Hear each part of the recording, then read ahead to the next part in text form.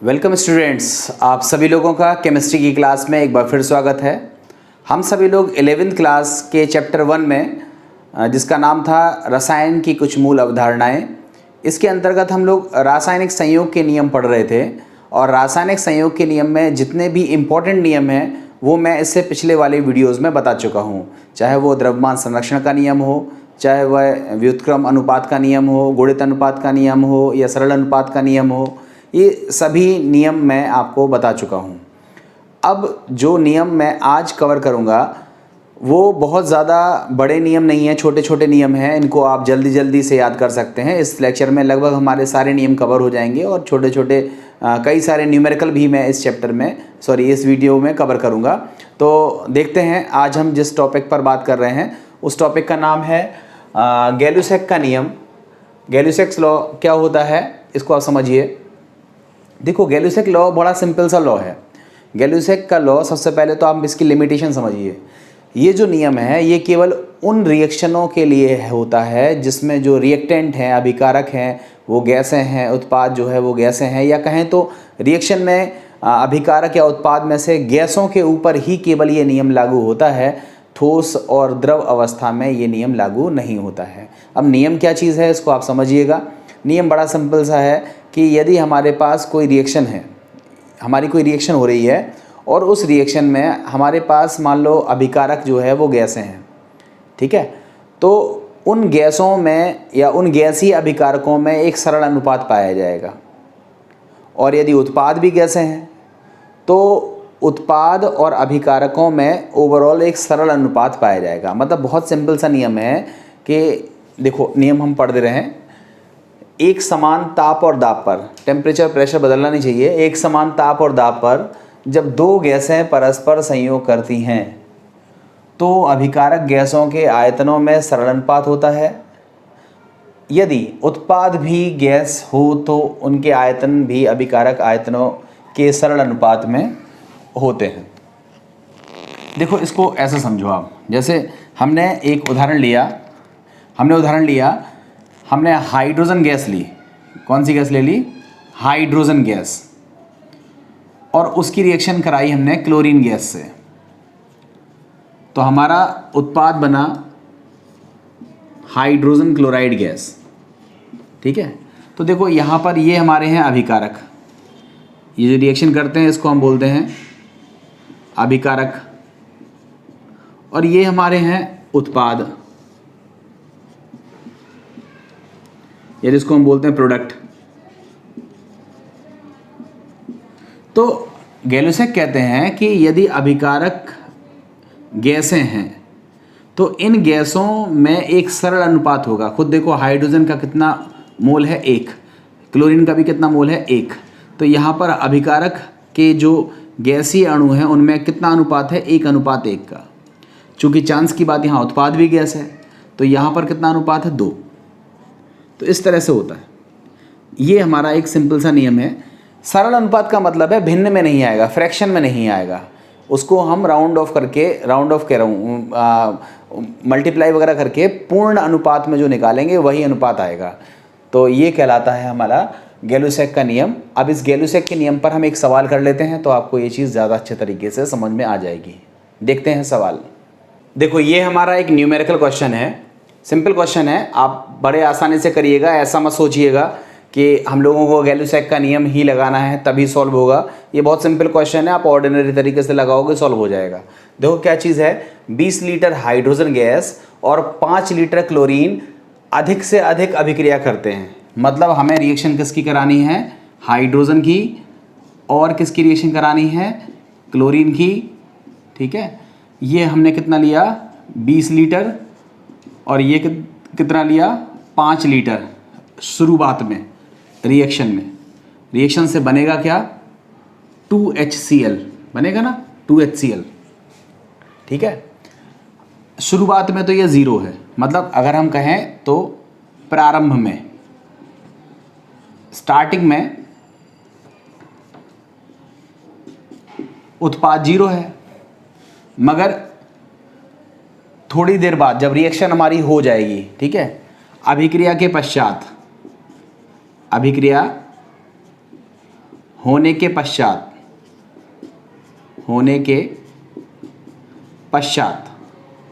अब थोड़ी देर के लिए सोचो, अभिक्रिया होने के पश्चात अब रिएक्शन होगी किसकी, हाइड्रोजन की और क्लोरीन की। हमारे पास हाइड्रोजन क्या है 20 लीटर ज़्यादा है और क्लोरीन क्या है कम है 5 लीटर ही है। तो जो उत्पाद होगा वो कौन डिसाइड करेगा, क्लोरीन डिसाइड करेगा। आप थोड़ी देर के लिए ऐसा समझो कि हमारे पास ढेर सारी शक्कर है और ढेर सारा दूध है, मगर हमारे पास चाय की जो पत्ती है वो केवल 1 चम्मच है। अब हमने आपसे बोला कि आपको चाय बनानी है, तो आप बताओ, मान लो आपके पास 50 लीटर दूध था, तो क्या आप 50 लीटर की चाय बना पाओगे? आप बोलोगे नहीं बना पाएंगे। क्यों नहीं बना पाओगे? क्योंकि हमारे पास चाय में यूज़ होने वाली जो चाय की पत्ती है वो 1 चम्मच है। तो 1 चम्मच होने की वजह से जो चाय बनेगी वो 1 चम्मच चाय की पत्ती से जितनी बन पाएगी उतनी ही तो बनेगी। मतलब जो डिसाइड करने वाला है, जो डिसाइड करेगा, ठीक है, कि उत्पाद कितना बनेगा, वो कौन होगा? क्लोरीन, क्योंकि यही कम मात्रा में है। तो हमारा का सारा क्लोरीन अगर रिएक्शन कर ले, देखो यहाँ पर ऐसा सोचो, हाइड्रोजन के आगे कितना लिखा है 1, क्लोरीन के आगे लिखा है 1, इसका मतलब ये 1 लीटर रिएक्शन किससे करेगा? 1 लीटर से। अगर 2 लीटर होता तो रिएक्शन किससे करता? 2 लीटर से। 5 लीटर है तो रिएक्शन किससे करेगा? 5 लीटर से। तो बताओ जब रिएक्शन हो जाएगी तो हाइड्रोजन कितना बचेगा? 20 तो था, 5 रिएक्शन कर लिया तो शेष कितना बचेगा? 20 - 5 बचेगा ना, यही 15 लीटर तो बचेगा। और क्लोरीन कितना बचेगा? 0 लीटर। क्यों बचेगा 0 लीटर? भाई 5 का 5 रिएक्शन कर लिया तो ये बचेगा कितना? 0। हाँ, अगर यहाँ 1 था, यहाँ 1 था, तो यहाँ कितना हो गया? 2। तो अगर यहाँ पर 5 ने रिएक्शन करी तो यहाँ कितना बनेगा? 10 लीटर। 2 × 5 लीटर। तो अभिक्रिया के प्रारंभ में HCl तो था ही नहीं, रिएक्शन शुरू ही नहीं हुई थी। मगर जैसे जैसे रिएक्शन हुई, अभिक्रिया पूरी हो गई। अभिक्रिया पूरी होने के बाद हमने देखा कि क्लोरीन तो खत्म हो गया, उस क्लोरीन ने रिएक्शन कर लिया हाइड्रोजन से, तो हाइड्रोजन भी 5 लीटर खत्म हो गया, बचा कितना? 15 लीटर हाइड्रोजन बच गया। और HCl कितना बच गया? 2 × 5 दैट इज 10 लीटर। तो आप बताओ, अभिक्रिया आपसे जो पूछा गया है, तो अभिक्रिया मिश्रण का आयतन बताओ। तो अभिक्रिया मिश्रण का आयतन कितना होगा? अभिक्रिया होने के बाद जो आयतन होगा वो कितना होगा? तो आप बोलोगे 20 - 5, ये तो किसका आयतन हो गया? हाइड्रोजन का, प्लस 0, ये किसका आयतन हो गया? क्लोरीन का, प्लस 2 × 5, ये हो गया किसका? HI का। इसको आप सॉल्व कर लोगे, 15 + 0 + 10 दैट इज 25 लीटर। तो अभिक्रिया मिश्रण का जो आयतन होगा वह कितना होगा? 25 लीटर। इस तरह से ये क्वेश्चन सॉल्व किया जाएगा। इस तरह के और क्वेश्चन आप अपनी किताब से सॉल्व कर लीजिएगा। अब हम इसके आगे नेक्स्ट पार्ट पढ़ते हैं। देखो, हमारा नेक्स्ट है बर्जीलियस की परिकल्पना। सबसे पहले तो आपको ये बता दें कि इस परिकल्पना का वर्तमान में कोई महत्व नहीं है, यूज़लेस है, मगर हमें हमारे सिलेबस में दी गई है इसलिए हम पढ़ रहे हैं। महत्व इसका 0 है। ये अमान्य परिकल्पना है। अब देखो अमान्य परिकल्पना कैसे है, उसके लिए आप ऐसे समझो।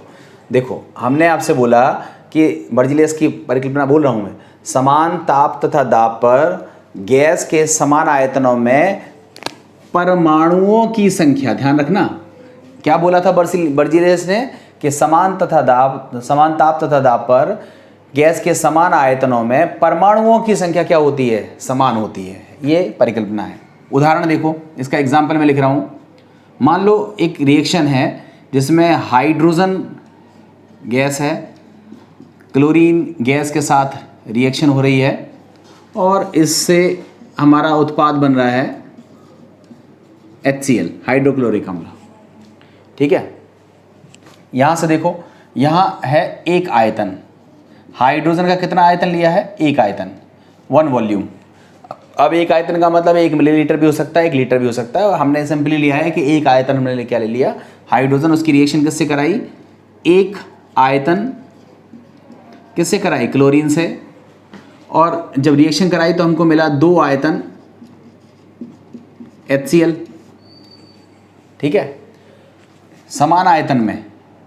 अब अगर एक आयतन में अणुओं की संख्या, सॉरी परमाणुओं की संख्या, परमाणुओं की संख्या, परमाणुओं की संख्या हम मान लेते हैं कि एक आयतन में कितनी है? n परमाणु। तो बताओ यहाँ पर भी कितना होगा? एक आयतन है तो यहाँ पर भी कितने हो जाएंगे? n परमाणु। यहाँ कितने आयतन है? 2 आयतन, तो यहाँ कितने हो जाएंगे? 2n परमाणु। अगर हम n से डिवाइड कर दें, सॉरी 2 से डिवाइड कर दें, तो हमारा क्या मिल जाएगा? 2 से डिवाइड करेंगे तो क्या हो जाएगा? n/2 परमाणु। यहाँ पर भी क्या हो जाएगा? n/2 परमाणु बराबर क्या हो जाएगा? n परमाणु।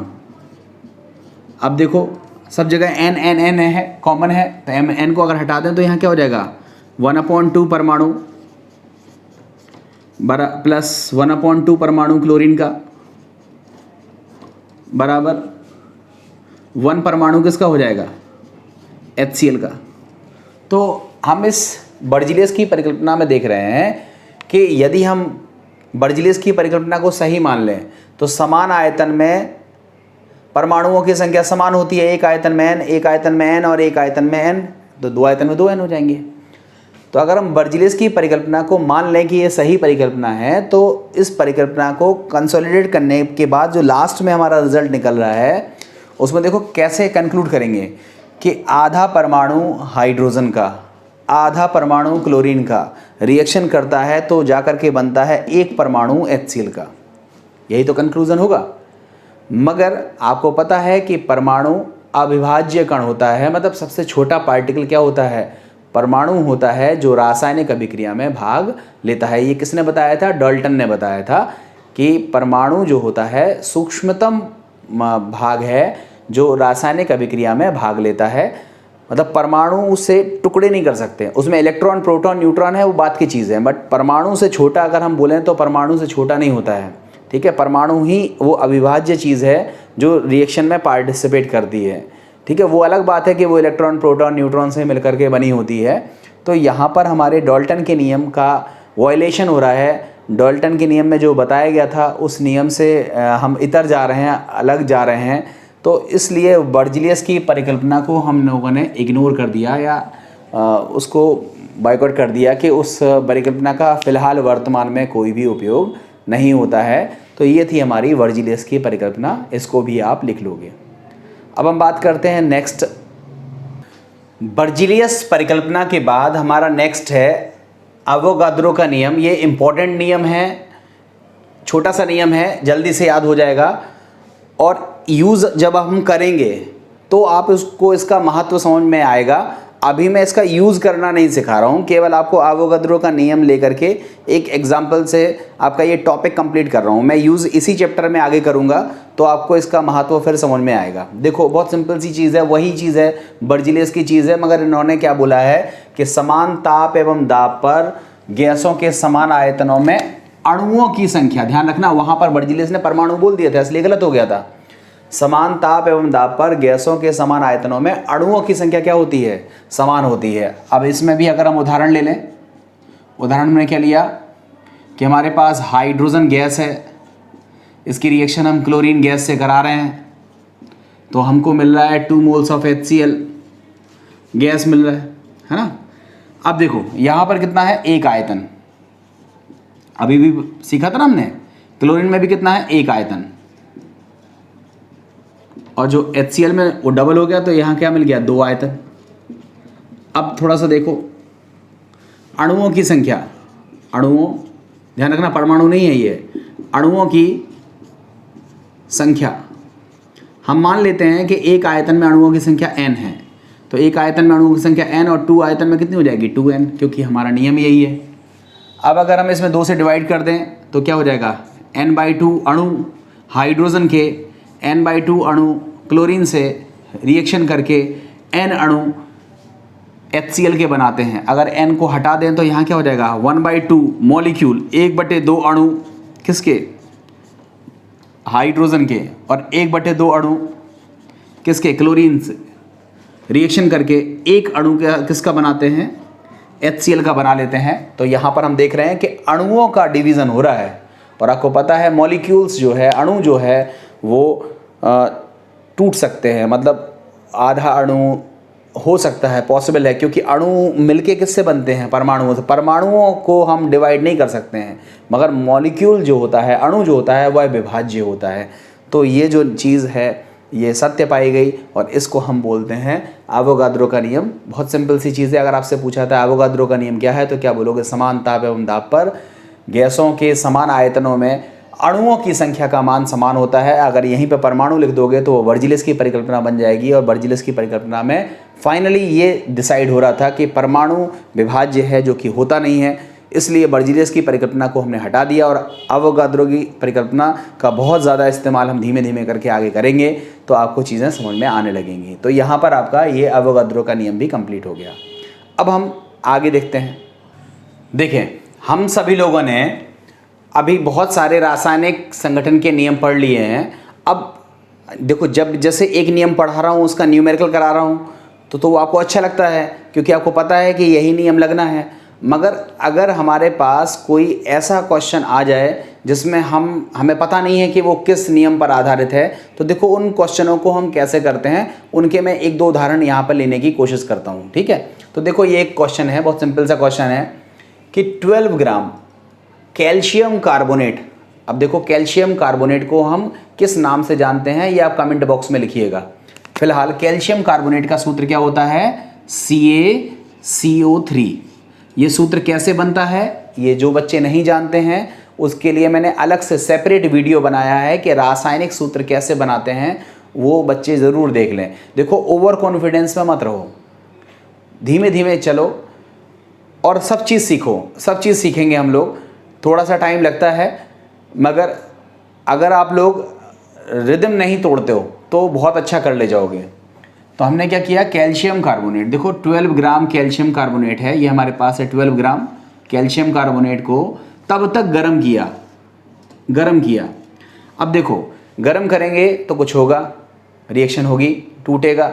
अब हमें पता नहीं है कि वो किस में टूटेगा, तो ये रिएक्शन हम आगे पढ़ाएंगे। बट अभी आप याद कर लो कि जब हम कैल्शियम कार्बोनेट को गर्म करते हैं तो हमको दो चीज़ें मिलती हैं। एक पदार्थ का नाम होता है कैल्शियम ऑक्साइड।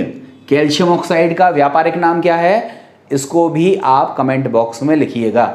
कैल्शियम ऑक्साइड कितने ग्राम मिल रहा है नहीं पता है, अभी बात करते हैं। और साथ में मिलती है कौन सी गैस, CO2 गैस।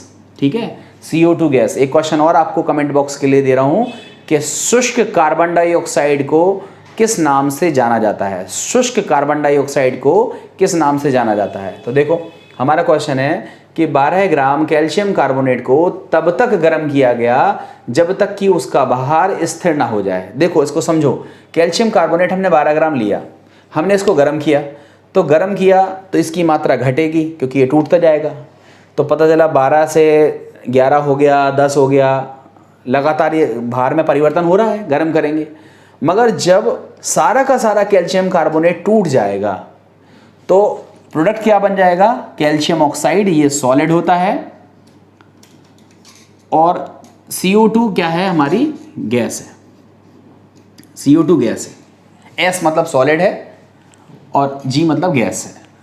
तो अगर हम इसको गर्म करेंगे, गर्म करने में इसकी मात्रा पहले घटेगी और एक समय ऐसा आएगा जब इसकी मात्रा कांस्टेंट हो जाएगी। कांस्टेंट क्यों हो गई, नियत क्यों हो गई, क्योंकि ये सारा का सारा आप घटित हो गया, सारी की सारी मात्रा किस में बदल गई, CO में बदल गई। तो आप बताओ, आपको लिखा हुआ है स्थिर ना हो जाए, इसका अंतिम द्रव्यमान 6.72 ग्राम पाया गया, मतलब CO की मात्रा कितनी पाएगी, 6.72 ग्राम पाएगी। ठीक है, ये अंतिम आयतन है। अंतिम आयतन किसका, अंतिम मात्रा किसकी होगी, कैल्शियम ऑक्साइड की होगी 6.72 ग्राम। आपसे पूछ रहा है इसमें कितनी मात्रा CO2 की निर्मुक्त हुई, तो हम मान लेते हैं कि X ग्राम निर्मुक्त हुई, X ग्राम मात्रा निर्मुक्त हुई। तो आप खुद से बताओ, आपने द्रव्यमान संरक्षण का नियम क्या पढ़ा है, जितना द्रव्यमान अभिकारक का होगा उतना ही द्रव्यमान उत्पाद का होगा। तो यहाँ क्या लिखेंगे, द्रव्यमान संरक्षण के नियम से, द्रव्यमान संरक्षण के नियम से क्या नियम हो जाएगा? द्रव्यमान संरक्षण के नियम से W ऑफ CaCO3, इसका मतलब है कैल्शियम कार्बोनेट का द्रव्यमान बराबर W ऑफ CaO, मतलब कैल्शियम ऑक्साइड का द्रव्यमान प्लस W ऑफ CO2 का द्रव्यमान। ठीक है, CaCO3 की मात्रा कितनी है? 12 ग्राम। CO की मात्रा कितनी है? 6.72 ग्राम। और CO2 की मात्रा है X। तो X बराबर कितना हो जाएगा? 12 माइनस 6.72, इसको आप घटा लीजिएगा, 5.28 ग्राम आंसर आएगा। तो आप बताओ कितनी मात्रा CO2 की निर्मुक्त हुई? तो आप बोलोगे 5.28 ग्राम CO2 की मात्रा निर्मुक्त होती है। इस तरह से इस क्वेश्चन को करना था। एक दो क्वेश्चन और देखते हैं। देखो ये एक नेक्स्ट क्वेश्चन है, कॉपर सल्फेट के क्रिस्टल। देखो मैं कॉपर सल्फेट के क्रिस्टल का पहले सूत्र लिख रहा हूं, आप सभी लोग इसका व्यापारिक नाम लिख करके बताइएगा कमेंट बॉक्स में कि इसका व्यापारिक नाम क्या होता है। कॉपर सल्फेट फॉर्मूला होता है CuSO4.7H2, सॉरी CuSO4.5H2। ये किसका फॉर्मूला होता है? कॉपर सल्फेट का। ये हमारे पास कॉपर सल्फेट का एक क्रिस्टल है। इस क्रिस्टल में आपको दिया हुआ है कि जो कॉपर है वह कितना है? 25.45%। और जल कितना है? H2O कितना है? 36.07%। तो आप बताओ SO4 कितना होगा? तो आप कहोगे 100 में से माइनस कर देते हैं। कितना माइनस कर देते हैं?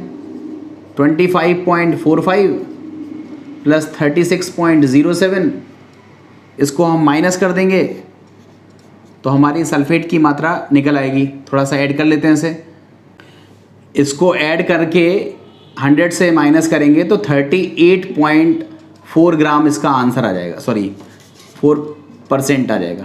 तो देखो आपको जो सवाल में दिया था अभी आपने क्रम से लिख लिया कि हमारे पास कॉपर सल्फेट का क्रिस्टल था, इसमें कॉपर था इतना, जल था इतना, इन दोनों को जोड़ करके 100 में से घटा दिया तो सल्फेट निकला इतना। SO4 माइनस लिखना चाहिए, मैं SO4 लिख रहा हूँ, समझाने के लिए लिख रहा हूँ अभी केवल। ठीक है, अब आगे लिखा हुआ है कि यदि स्थिर अनुपात का नियम सत्य है। स्थिर अनुपात के नियम में आपने क्या सीखा था कि दो तत्व अगर रासायनिक संयोग करते हैं तो उनमें अनुपात की मात्रा कैसी होती है? निश्चित होती है। पढ़ा होगा, नहीं पढ़ा होगा तो आप पिछले वीडियो में पढ़ लीजिएगा तो आप इसको बेहतर तरीके से कर पाओगे। तो आपसे लिखा हुआ है यदि स्थिर अनुपात का नियम सत्य है तो 40 ग्राम कॉपर सल्फेट को प्राप्त करने के लिए आवश्यक कॉपर का द्रव्यमान कितना होगा? तो आप ऐसा समझो, देखो हमारे पास कॉपर सल्फेट था, ये पूरा कितना था? हमने शुरुआत में कितना माना था? 100% माना था ये। तो हम क्या लिखेंगे? 100 ग्राम कॉपर सल्फेट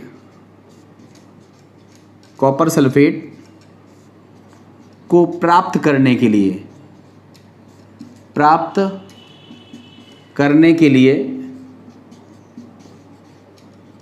आवश्यक कॉपर की मात्रा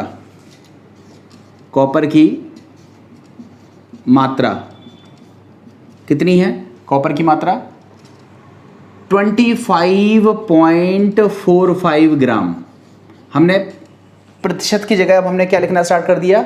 ग्राम।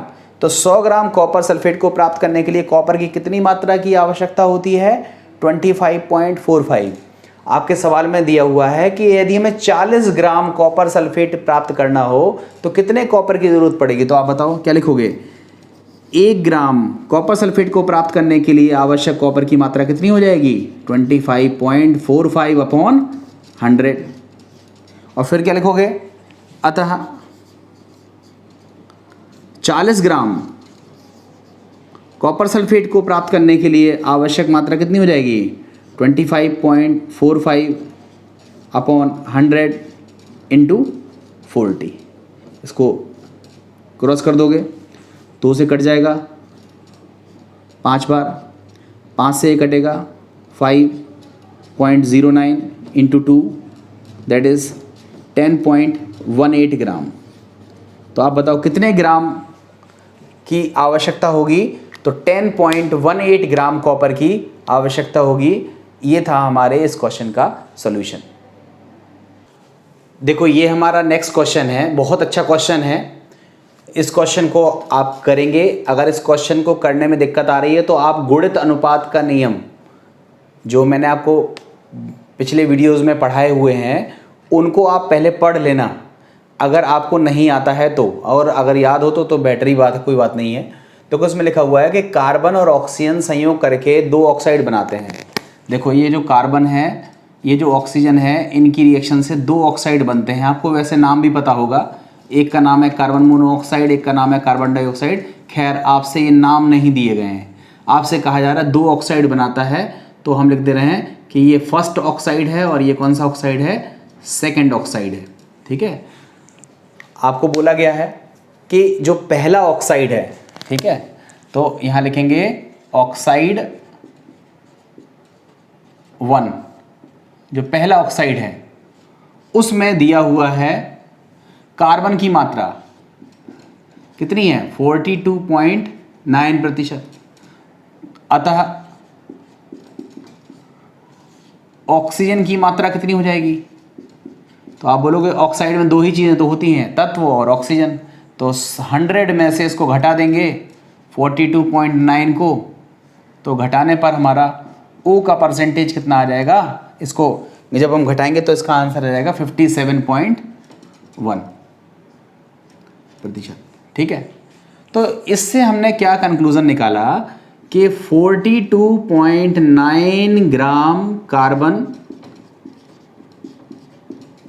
अभिक्रिया करता है, रिएक्शन करता है, अभिक्रिया करता है बराबर 57.1 ग्राम O से, ऑक्सीजन से। देखो आप, हमने फिर बोला गुणित अनुपात का नियम अगर आपने पढ़ा होगा तो आपको ये फॉर्मेट समझ में आ रहा होगा, अगर नहीं पढ़ा है तो पहले आप उसको पढ़ना। तो बताओ 1 ग्राम कार्बन कितने से रिएक्शन करेगा? तो आप बोलोगे 57.1 में डिवाइड कैसे करेंगे? 42.9 ग्राम से। सॉल्व करेंगे तो 1.33 आएगा, 1.33 ग्राम ऑक्सीजन से। ये हमारे ऑक्साइड नंबर 1 की डिटेल हो गई। अब हम ऑक्साइड नंबर 2 पर चलते हैं। ऑक्साइड जो दूसरा है, ऑक्साइड नंबर 2 जो है, उसके बारे में दिया गया है कि जो कार्बन की मात्रा इस दूसरे ऑक्साइड में है वह कितनी है? 27.3%। लिखोगे अतः ऑक्सीजन की मात्रा कितनी हो जाएगी? ऑक्सीजन की मात्रा बराबर हो जाएगी 100 माइनस 27.3। इसको आप घटा देंगे तो इसकी जो मात्रा है वह निकलेगी 72.7%। इससे क्या निष्कर्ष निकलेगा? इससे हमारा रिजल्ट निकलेगा कि 27.3 ग्राम कार्बन अभिक्रिया करता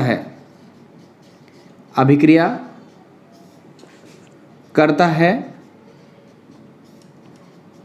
बराबर 72.7 ग्राम ऑक्सीजन से। तो 1 ग्राम कार्बन अभिक्रिया करेगा बराबर 72.7 अपॉन 27.3। इसको डिवाइड करेंगे तो कितना आ जाएगा? 2.66 ग्राम ऑक्सीजन से। तो देखो अब आप गुणित अनुपात के नियम को सोचो कि जब कोई तत्व किसी दूसरे तत्व से अभिक्रिया करके 2 यौगिक बनाता है, मतलब जब किसी तत्व की समान मात्रा, मतलब जब किसी तत्व की एक निश्चित मात्रा दूसरे तत्व की भिन्न भिन्न मात्राओं से, देखो कार्बन की मात्रा कितनी है? 1 ग्राम पहले वाले में, और कार्बन की मात्रा दूसरी वाले में भी कितनी है? 1 ग्राम। तो जब समान मात्रा में या कहो जब एक निश्चित मात्रा में कोई एक तत्व लेकर भिन्न भिन्न मात्राओं से दूसरे तत्व से अभिक्रिया करता है, देखो यहाँ पर ऑक्सीजन की मात्रा कितनी है 1.33 और दूसरी बार में कितनी है 2.66। तो ये जो दूसरा वाला जो तत्व भिन्न भिन्न मात्राओं में लिया है, इनका जो अनुपात है वह एक निश्चित सरल अनुपात होता है। इसको हम बोलते हैं गुणित अनुपात का नियम। देखो एग्जैक्टली भाषा जो है वो आप गुणित अनुपात के नियम की पढ़ लीजिएगा। तो यहाँ पर हम केवल इतनी सी बात बोल रहे हैं कि कार्बन की मात्रा 1 ग्राम आई, कार्बन की मात्रा 1 ग्राम आई। पहले वाले ऑक्साइड में ऑक्सीजन कितना है 1.33 ग्राम, दूसरे में कितना है 2.66 ग्राम। लिखोगे अतः प्रथम एवं द्वितीय ऑक्साइडों में उपस्थित ऑक्सीजन की मात्राओं का अनुपात होगा बराबर कितना होगा 1.33 अपॉन 2.66 डिवाइड करेंगे तो 1/2 दैट इज 1:2, जो कि एक सरल अनुपात है। अतः यह गुणित अनुपात के नियम की क्या होती है, यहाँ से पुष्टि होती है। इस तरह के क्वेश्चन को आपको कराया जा चुका है, केवल रिकॉल करने के लिए हमने आपको एक उदाहरण यहाँ पर लिया था। जिन भी बच्चों ने नहीं सीखा है, देखो करो, भूल जाते हैं, ये आदत होती है, ये ह्यूमन की फितरत होती है भूलने की। आप अगली चीज़ पढ़ते हो, पिछली चीज़ भूल जाते हो। बहुत सारे बच्चे हैं बहुत ओवर कॉन्फिडेंट रहते हैं, सर आप नया दीजिए, नया दीजिए। नया तो मैं देता ही जा रहा हूँ, कोशिश मैं पूरी करता हूँ कि मैं आपको रेगुलरली वीडियो दूँ, बट किसी वजह से अगर रेगुलरली वीडियो नहीं दे पाता हूँ तो एक बार अपने आप में मेमोराइज़ किया करो कि क्या आपको वो पिछली चीज़ आती है। अगर आती है तब तो अच्छी बात है, नहीं आती है तो पिछला वीडियो को आप रिवाइज़ कर सकते हो। इतना सारा कंटेंट आपके पास हो जाएगा कि अगर आप रिवीजन नहीं करोगे तो फिर वो चीज़ें आपको कैसे समझ में आएंगी। ठीक है, तो अब हम इसके बाद एक क्वेश्चन हम आपको करने के लिए दे रहे हैं। देखिए ये 2 क्वेश्चन हैं जिनको आप सभी लोगों को करना है, पेशेंस से करिएगा। और अगर नहीं आते हैं तो इन क्वेश्चंस पर जो भी वीडियो बने हुए हैं उन वीडियोस को देखने के बाद सॉल्व करिएगा, मगर सॉल्व खुद से करिएगा। सॉल्यूशन नहीं आता है आप कमेंट बॉक्स में लिखिएगा कि नहीं आ रहा है, तो फिर मैं इसका सॉल्यूशन आपको टेलीग्राम ग्रुप पर दे दूंगा। यदि कोई बच्चा टेलीग्राम ग्रुप से नहीं जुड़ा हुआ है तो वो इस वीडियो के डिस्क्रिप्शन बॉक्स में टेलीग्राम चैनल की लिंक नीचे साइड में दी हुई है, उसको आप क्लिक करके टेलीग्राम को ज्वाइन कर सकते हो। उसके लिए पहले आप प्ले स्टोर से खुद टेलीग्राम लोड कर लेना, तब जा कर के वो लिंक एक्टिवेट होगी या काम करेगी। ठीक है, तो देखो 2 क्वेश्चन कौन से हैं। कोई तत्व 2 ऑक्साइड बनाता है, ये जस्ट अभी भी जो क्वेश्चन किया था उसी जैसा है। कोई तत्व है वो 2 ऑक्साइड बनाता है और उसमें द्रव्यमान के अनुसार 50% और 40% तत्व है। मतलब कार्बन की मात्रा, कोई तत्व की मात्रा अगर 50 है तो ऑक्सीजन भी 50 होगा। यहाँ तत्व की मात्रा 40 है तो ऑक्सीजन की मात्रा 60 हो जाएगी। तो सिद्ध कीजिए कि प्राप्त परिणाम गुणित अनुपात के नियम का पालन करता है। तो गुणित अनुपात का नियम अभी लगा के दिखाया था ना, वैसा आप लगा करके देखिएगा। आंसर आता है तो बताइएगा, नहीं आता है तो मैं आपको टेलीग्राम ग्रुप पर सॉल्यूशन दे दूंगा। ये क्वेश्चन बहुत अच्छा है, इसको मैं कोई हिंट नहीं दूंगा, आप खुद से करिएगा।